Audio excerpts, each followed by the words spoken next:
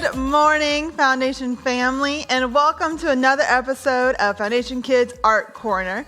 We are so excited for this morning. We are going to be diving in to the ocean.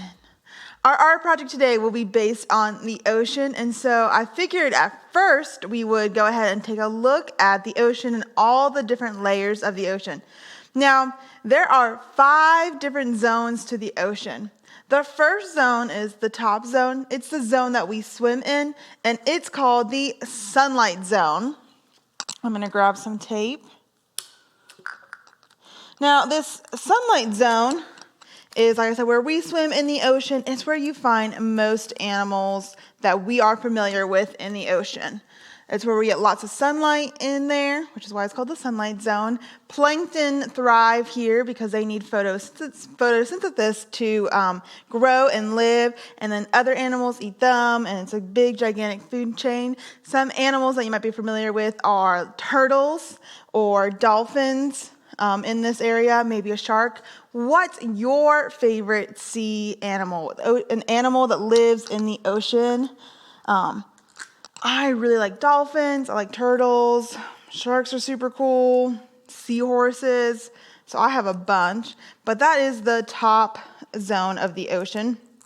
Like I said, the one that you're going to be most familiar with, all the animals. And the next one is called the Twilight Zone, which still receives a little bit of light, but to the human eye, it's really hard to detect.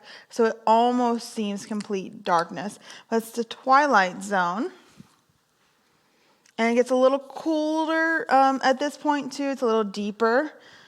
In the Twilight Zone, you're going to start to see fish that use bioluminescence, right? So we have those fish that shine up, and they have bigger eyes to see in the darkness. The next zone is going to be the Midnight Zone.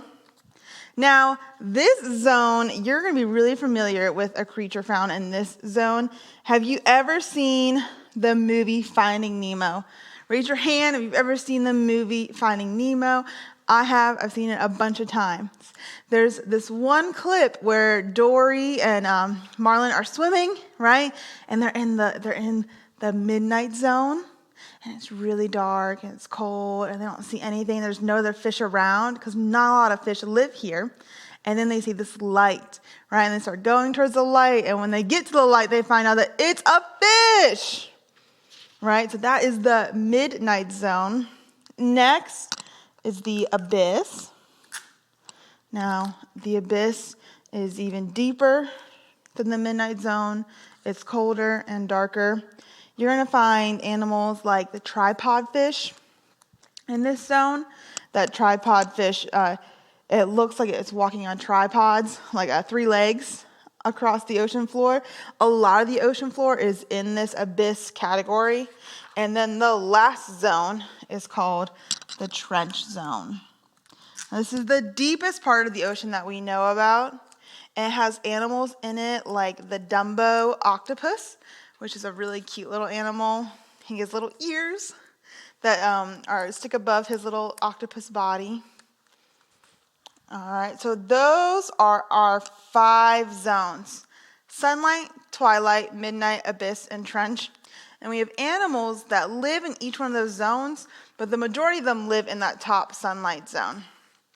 I, this morning, made a jar here. It's kind of hard to see on the camera, but it's of the different layers. So it starts at the bottom as the darkest one, which is going to be trench, then abyss, then comes midnight, twilight, and sunlight. Now, I did this with a couple ingredients that you might have at your house. So the bottom one is corn syrup with blue food coloring mixed in it. That corn syrup sits in the bottom. The next layer is Dawn dish soap. Then comes lukewarm water with some food coloring in it. But you have to be very careful when you pour the water over the Dawn dish soap. If you pour it in really fast, it's going to mix with the soap and get super bubbly. Then comes vegetable oil, and vegetable oil is really hard to color, so it looks clear, but we know the ocean's not clear. And then sunlight is, you can do it empty, or you can fill it with a little bit of alcohol, rubbing alcohol. All right, so that way you can have a jar at home to understand the 5 layers of the ocean. So today we're going to make some ocean animals. Now I have a book that I have about sharks, and inside my shark book has lots of pictures and images of different types of sharks. I bet you have a book at home that might show some fishes, some fish or some other sea creatures. So you want to go ahead and grab that book so you can look from it. Today I have these neon oil pastels, and I thought they'd be really cool to use while making our fish. Now remember, when we always draw first in pencils, right? We always draw first in pencil, so that way we can erase if need be and go back in and redraw. So on this one, I've kind of sketched out a turtle lightly already. So in pencil, you would go ahead and just sketch out your turtle. Maybe that's your favorite animal. Right? It's got 4 legs, a good old head, and a good shell. Once you sketch it out in pencil, you're going to want to grab a marker or your oil pastels or crayons, whatever you have, and you want to outline it before you cut it out. You want to do this so that when it's cut out, it has a good line around it, and you can see the animal very, very easily. There's 2 legs, 3. Now, sea turtles live most of their lives at sea, right? They spend most of their time traveling in the water. The females come ashore to lay their eggs, but that's pretty much just about it. They spend most of their time in the water. So I'm going to take my oil pastel and add some bright, fun colors to this turtle shell, right? Now, if you're familiar with the movie, right, Finding Nemo, they meet a turtle there. And he lived to be, let's see, how old did he say he was? If you remember how old the turtle said he was in Finding Nemo, well, you go ahead and comment that for me. I can't remember. I know he was old, but I can't remember how old. Let me add some green to my turtle.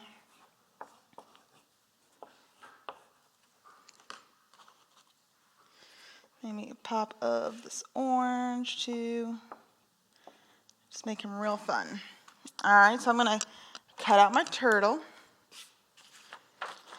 So as the layers of the ocean get deeper, the animals, like I said, get stranger. So they use bioluminescence. I think we have a photo of a fish with some bioluminescence to throw up. And just kind of glows. All right, that's what the bioluminescence is. We talked about luminescence in one of our story times, and how it's made without heat. So bioluminescence is made without heat, but it's from an animal or a living creature. That's the anglerfish from Finding Nemo. That guy is in the midnight zone.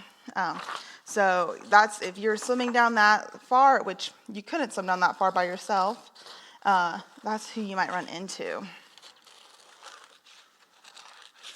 How many of you guys would be scared if you ran into that anglerfish if you were down there? I would be pretty scared. He does not look friendly. And like I said, down there, there's not a lot of food. So whatever these animals come across, they try to eat it. Because it's, meals are far and few in between. How many of you guys have ever been to the ocean?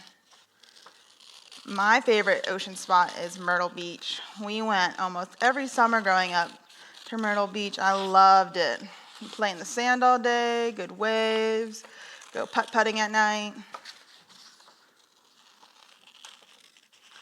All right, almost done with our turtle here.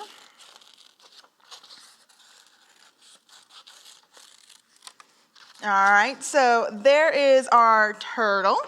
Let's see, I'm going to do one more. Let's do a fish. All right, and so with your pencil, remember, like I said, you want to grab any books you have at home so you can look at those animals too for reference on how to draw your fish. When you're drawing a fish, it's kind of like a football shape, but then the ends you turn into a fin, right? I'm going to outline this guy and some bright oil pastels in just a second. You'll be able to see him a little better. Maybe you've had a pet fish at home. I had a goldfish that I won from a fair way back when. I think I was maybe in 3rd grade, and I had that goldfish all the way from 3rd grade to 7th grade. I loved him. His name was Goldie. Very original name for a goldfish. But he was a great fish, and I had to get rid of him because we were moving to Georgia, and so I gave him to my aunt and uncle, Aunt Kelly, Uncle Doug. Hey guys, and they had a koi pond in their backyard, and so he went to live with them. And he actually got really big in the koi pond because he had so much more room to grow. He grew really, really big.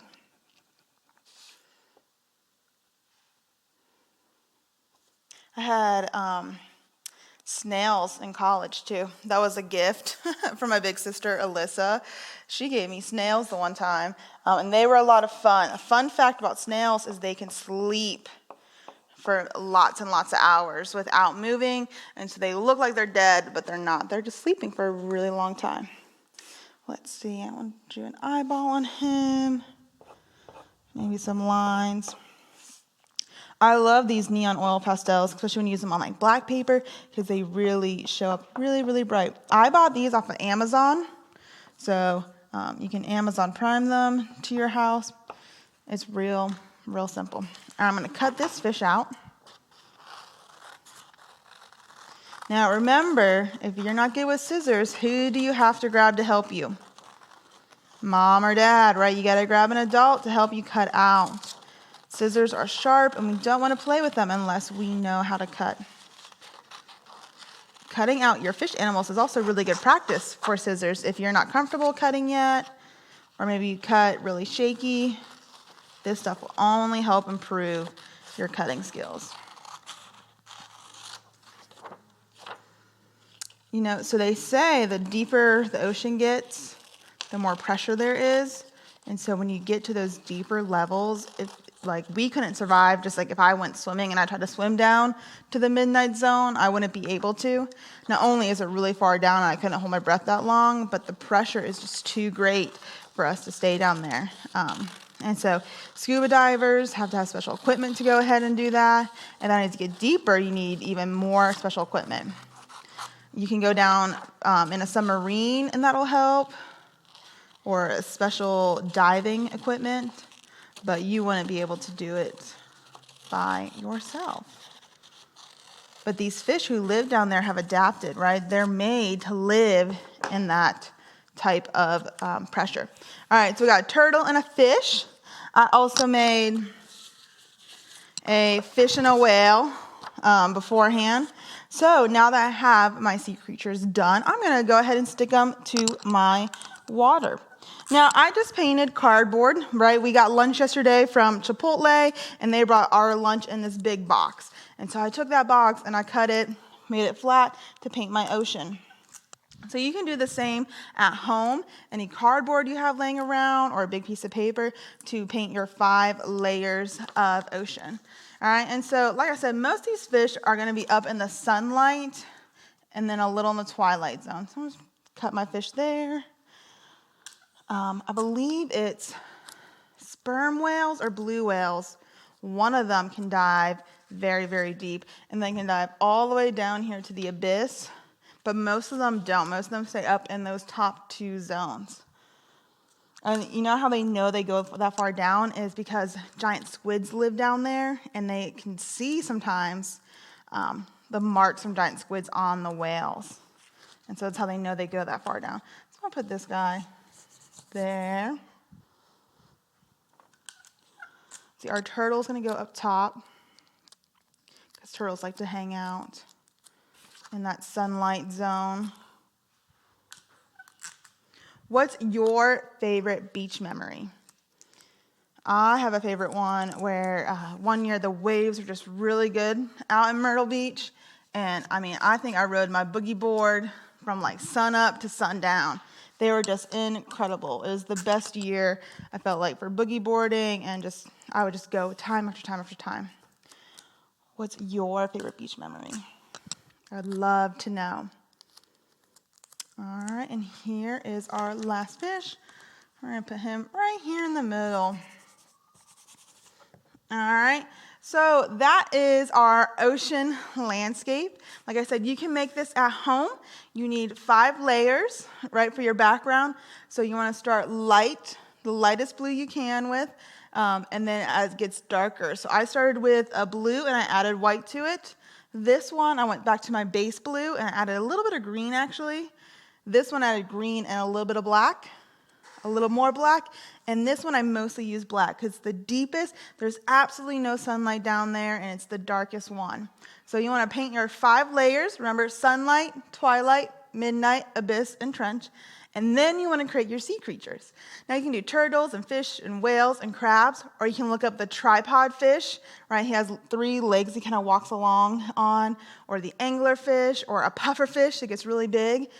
Puffer fish are actually poisonous to humans, so there's no antidote for that either. So you don't want to run into one of those in the ocean. But you can go ahead and make those, and then you want to try to get them in the correct category. So from sunlight to trench, try to put them where they would live in the ocean. That's all we have for you today, guys. I can't wait to see you at the next Foundation Kids Art Corner. Have a great day.